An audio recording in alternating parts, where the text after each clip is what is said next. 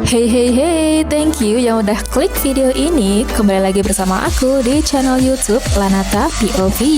Menyambung episode sebelumnya di drama Korea Bad and Crazy, Ryu Soo-yeol kembali melanjutkan kasus tewasnya Tak Min Soo, anggota Satgas Anti Narkotika. Soo-yeol merasa kalau sebenarnya ada kejanggalan antara bukti foto TKP dengan kesaksian Kim Jae-sik selaku pimpinan Satgas Anti Narkotika. Kelanjutannya gimana? Pastiin kalian tonton sampai habis ya, karena kasus ini tuh agak rumit, jadi please nikmatin waktunya dan tekan tombol subscribe sekarang juga. So, ini dia kelanjutan ceritanya. Ryu Soo-yeol yakin bahwa Shin Sang-ho ini bukanlah yang membuat Tak Min Soo tewas, dan Kim Jae-sik ada kaitannya dengan tewasnya Tak Min Soo. Dan Shin Sang-ho ini dijadikan kambing hitam sebagai pembunuh Tak Min Soo. Benarkah?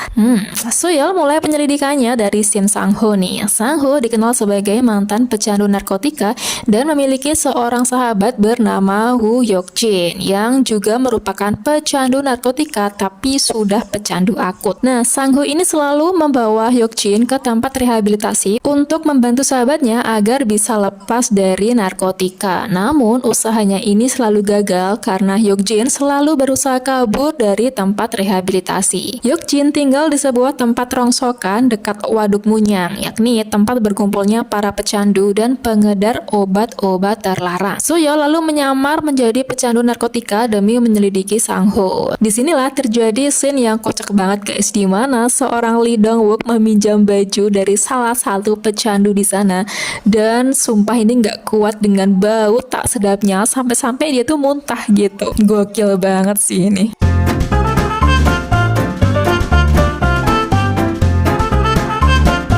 Lalu dia menghampiri salah seorang pengedar narkotika dan terjadi transaksi di sana.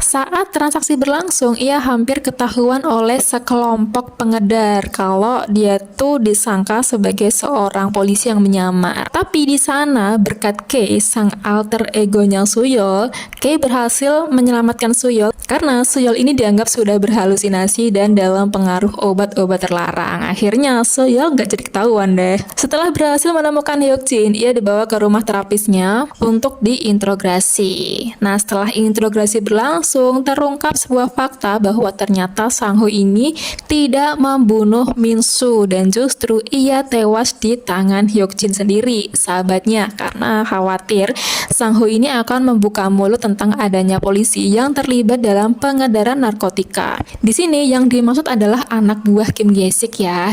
Nah, belum tuntas proses interogasi, Woo Hyuk-jin ini berhalusinasi karena pengaruh obat terlarang dan merasa bahwa di bawah kulitnya ini ada banyak serangga gitu, makanya dia tuh kayak gatel-gatel gitu. Aduh, iuh banget. Dan akhirnya justru ia kabur dari rumah sang terapis tersebut.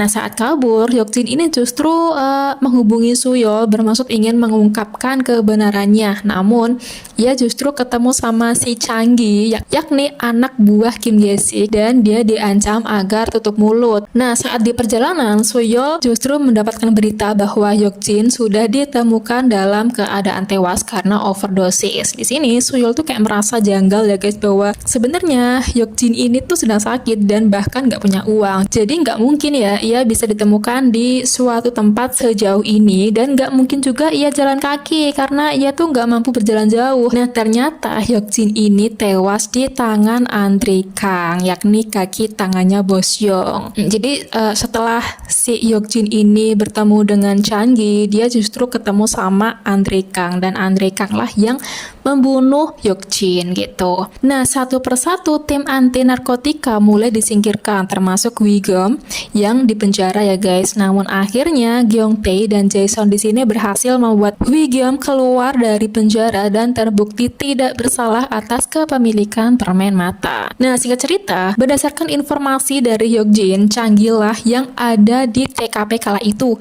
dan merekam video bahwa Kim Jae-sik yang membuat Tak Min Soo jatuh dari gedung dan tewas. Lalu Soo-yeol menemui Chang Changi dan meminta bukti atas tewasnya Minsu agar Kim Jae-sik ini tuh bisa ditangkap. Tapi pertemuan ini justru diketahui oleh anak buah Bos Yong. Nah, melihat kekacauan ini, Jae-sik tuh akhirnya menemui Changi duluan di rumah duka dan terjadilah kejar-kejaran di situ. Tiba-tiba Suyol ini datang dan berhadapan dengan Jae-sik face to face ya guys. Namun sayangnya berakhir gagal karena di saat yang sama Wi-geum ini sedang terancam dijadikan sebagai ancamannya. Ya udahlah, terpaksa si Suyol ini harus melepas Kim Jae-sik demi menyelamatkan sang mantan pacar.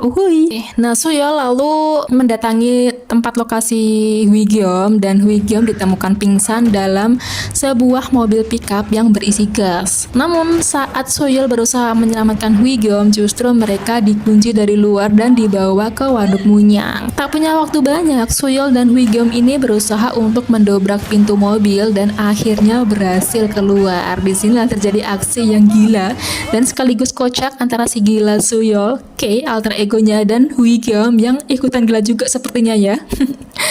Nah, mengetahui kebusukan Kim Jae-sik, Wi-geum lalu bergabung dengan tim Suyol dan kawan-kawan untuk menangkap Kim Jae-sik, sang kaptennya sendiri. Wah, susah nggak nih ya? Kini Suyol dan kawan-kawan harus bergeser ke target Bos Yong untuk bisa mengungkap Kim Jae-sik nih. Suyol mengikuti anak buah Andre Kang yang bekerja di bagian pengiriman, dan lucunya nih saat memata-matainya, lagi-lagi dia malah kejebak di mobil pickup ekspedisi yang digunakan untuk pengedaran permen mata. Suyol dan Kay mulai kepanasan nih, ya pasti dong. 고 광고할 일 있냐? 아 숨소리 좀 작게 해줘. 야, 나도 나와 나도 이 새끼야. 나 좀 벗는다. 뭐야? 어딜 벗는 거야? 거길 왜 벗자고? 아니 미친놈아, 더우면 상식적으로 위를 벗지 누가 바지를 벗어? Dan Kay menemukan satu kotak minuman di situ, air mineral, dan karena kepanasan Kay meminum banyak air. Tapi di satu sisi Suyol ini tuh udah kebelet banget ya guys, dan you know nextnya gimana? Ini sumpah ngakak banget sih. Ini menurutku part scene yang paling lucu sepanjang episode Bad and Crazy sih. Aku suka video ini. 뭐해? 뭐 하긴 새끼야. 야. Di sana Suyol mulai menemukan keberadaan permen mata yang diselundupkan di barang logistik. Dengan barang bukti tersebut, akhirnya perusahaan ekspedisi berhasil digerebek dan Andre Kang berhasil ditangkap.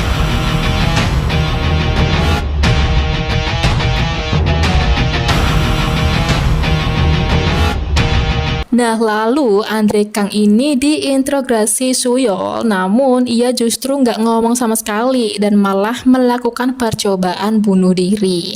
Tapi tiba-tiba muncul lagi tuh si Kapten Kim Jae-sik ya untuk mengambil alih kasus Andre Kang, yang tentu saja ini tuh merupakan alibinya dia supaya dia tuh bisa lolos gitu. Kesel banget deh sama orang ini. Setelah narkotika permen mata disita oleh polisi, Jae-sik lalu dapat teror dari Bos Yong ya. Ya tentulah Bos Yong ini merasa kesel bahwa ekspedisi dan juga barangnya disita. Lalu akhirnya Kim Jae-sik dan Bos Yong ini melakukan negosiasi ulang. Bos Yong minta Jae-sik untuk mengembalikan narkotika yang disita. Dengan kata lain, Jae-sik ini diminta untuk merampok barang sitaan di kantor polisi. Waduh. Sampai di lokasi, aksi Jae-sik dan Changi ini justru diketahui oleh Wi-geum dan Suyol. Jae-sik akhirnya kabur dan menemui para anak buah Bos Yong dan melakukan proses transaksi barang sitaan. Namun Bos Yong ini memerintahkan anak buahnya untuk menyingkirkan Kim Jae-sik karena sudah tidak dibutuhkan lagi, dan kabur ke sebuah gedung terbengkalai membawa sekantong uang ya. Kalian masih ingat kasus tewasnya Tak Min-soo? Yes, gedung itu sama dengan lokasi tewasnya Tak Min-soo. Di sanalah Suyol duel dengan Kim Jae-sik, tapi justru Wi-geum lah yang menembak Kim Jae-sik sang kaptennya sendiri dan hampir terjatuh dari atas gedung. Di saat dia hendak jatuh dan nyawanya terancam, bisa-bisanya Jae-sik ini khawatir soal uangnya yang berjatuhan guys. Ampun, nyawa udah gak ada harganya. Namun berkat Suyol dan Wi-geum, Kapten Kim Jae-sik dari Satgas Anti Narkotika ini berhasil diselamatkan, ditangkap, dan akhirnya ditahan.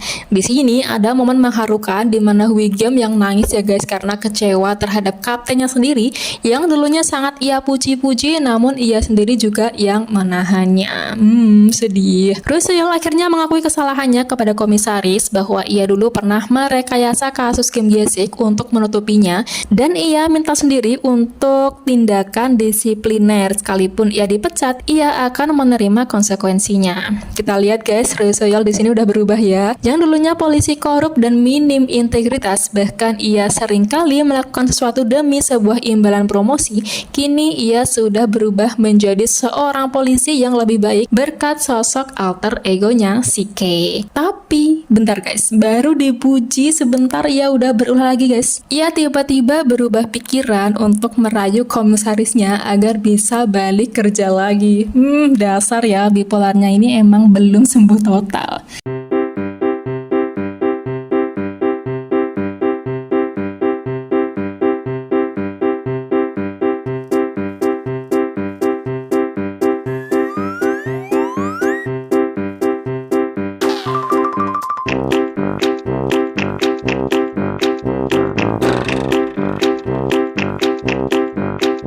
Tapi dia harus menerima konseling untuk mengecek kejiwaannya, karena kala itu Soo-yeol sempat disuntik narkoboy oleh anak buah Kim Jae-sik.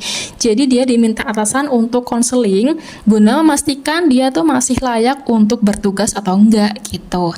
Nah, ada seorang psikiater yang bekerja sama dengan kepolisian Munyang dan beliau bekerja di sebuah penampungan anak-anak yang bernama Rumah Pemuda Impian. Oh iya, kita flashback dulu mengenai kondisi kejiwaan Soo-yeol. Sebelumnya, aku belum menyinggung terkait Rumah Pemuda Impian ya. Jadi, di episode awal-awal karena Ryu Soo-yeol ini bipolar, dia harus berhadapan dengan alter egonya sendiri dan seringkali berbuat sesuatu di luar kesadarannya. Kala itu, ia tuh mendonasikan semua uangnya ke Rumah Impian Pemuda. Tentu saja, perbuatan itu adalah aksi si Kei, alter egonya. Mana mungkin seorang Ryu Soo-yeol berbaik hati dan berdonasi, ya kan? Dan bahkan semua uangnya didonasikan sampai-sampai saldo ATM-nya 0. Soo-yeol lalu datang ke Rumah Impian untuk menarik kembali uangnya dan minta refund. Ya nggak bisa dong gitu. Di sini Soo-yeol udah gila banget karena uang yang dikumpulkan selama ini walaupun dengan cara kotor hilang sudah dalam sekejap mata. Ini memang niat Kei untuk menyadarkan Soo-yeol kalau uang itu tuh haram loh gitu loh. Jadi mending disumbangkan aja, kayak lo tuh nggak berhak dapat uang itu gitu. Intinya begitulah. Soo-yeol yang awalnya tidak mengenal alter egonya dan sering merasa gila, akhirnya dia mendatangi seorang praktisi hipnoterapi untuk menyembuhkannya. Nah, berkat beliaulah akhirnya Soo-yeol ini mulai mengenal Kei. Beberapa kali ia diterapi namun berakhir gagal. Sosok Kei ini nggak bisa hilang dari hidupnya.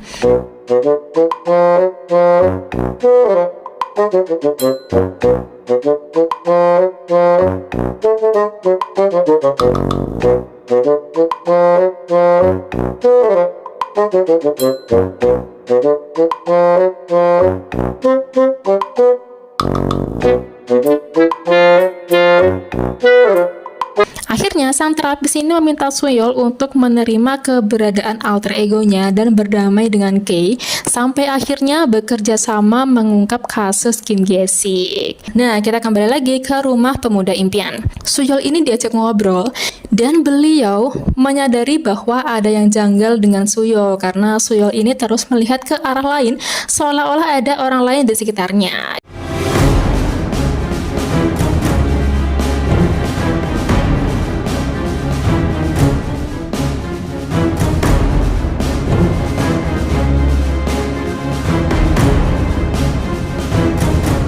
Disinilah muncul potongan kisah masa lalu Soo-yeol yang memiliki nama asli yakni Jae-hee. Ia semasa kecil sering dipukuli oleh ayahnya, lalu suatu ketika ayahnya ini meninggal dunia. Setelah itu ia diadopsi oleh keluarganya yang saat ini nih. Yes, aslinya Soo-yeol ini adalah anak adopsi. Tapi Soo-yeol ini tidak ingat apapun kejadian saat ayahnya meninggal dunia dan 6 bulan sebelumnya. Dengan kata lain, Soo-yeol ini sempat mengalami hilang ingatan atau amnesia. Ini juga sempat disinggung oleh terapis sebelumnya bahwa kemunculan alter egonya ini karena ia dulunya mengalami trauma masa lalu. Nah, akhirnya serangkaian kasus ditangkapnya Kim Jae-sik ini justru menjadi awal untuk mengungkap masalah psikologis Ryu Soo-yeol. Apa yang terjadi selanjutnya dengan kejiwaan Suyol dan bagaimana nasib Bos Yong, sang pemilik narkoba permen mata? Sabar ya, aku keep dulu di video selanjutnya karena ini akan jadi part paling seru dan juga penuh emosional. So, gimana kesannya? Ikuti terus channel Lanata POV dan jangan lupa like, share, dan subscribe video aku, oke? Thanks for watching dan bye-bye! 때려 죽이고 싶은데 내가 지금 좀 바빠서 응?